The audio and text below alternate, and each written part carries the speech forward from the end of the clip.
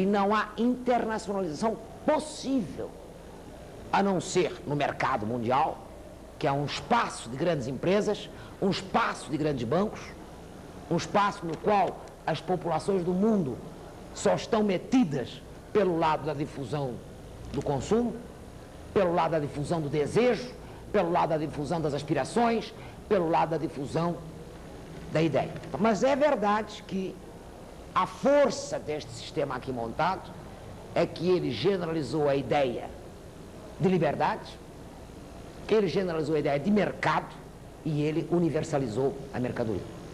É a força deste sistema.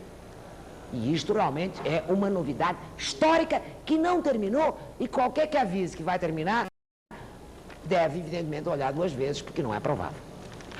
Não é provável tão cedo.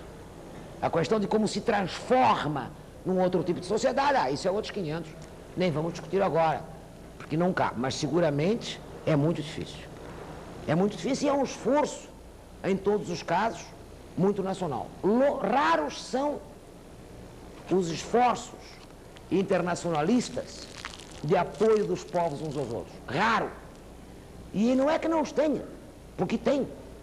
Mas, em geral, foram quebrados ante a guerra, ou ante a apropriação pelo capital. Esse movimento ecológico, que é uma maravilha, que é, finalmente, a condenação, está no Landsman uma frase que dá para os ecologistas usarem.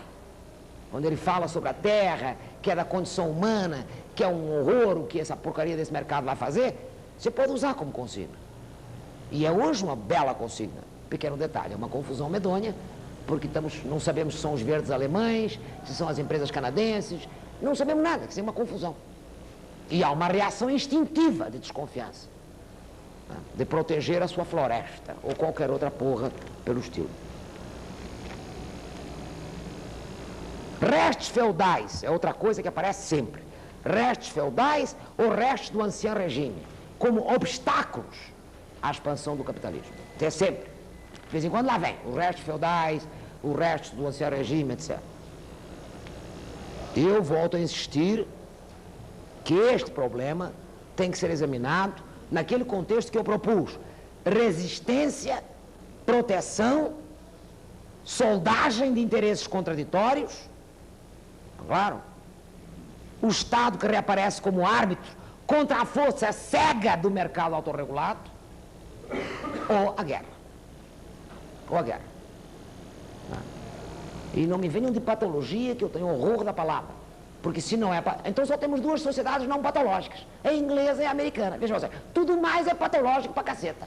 Já era para desconfiar, sobretudo, dava visível patologia contemporânea da sociedade americana, que levou o individualismo e a sociabilidade mercantil às últimas consequências, estourou a cabeça do dito indivíduo que ela queria preservar. Eu acho que uma sociedade que levou ao grau de violência individual e de autodestruição individual, como a sociedade americana, em nome da liberdade, já era para as pessoas desconfiarem. Pois não, ninguém desconfia nada, fica tudo ali numa boa, o que é uma malucagem. Então, eu digo, das duas uma, ou as pessoas acham que teve a Pax Britânica e o Império Britânico, racionalidade, modernidade, liberdade, e teve os americanos, racionalidade, liberdade, e todos os demais, são os cretinos e os patológicos. Bom, aí não vai, aí realmente não vai, porque aí é condenar a patologia, o grossíssimo da humanidade, o que é uma brutalidade. Eu, pelo menos, não vejo, a minha ideia de democracia não é, francamente, nesta direção. Não é, francamente, nesta direção.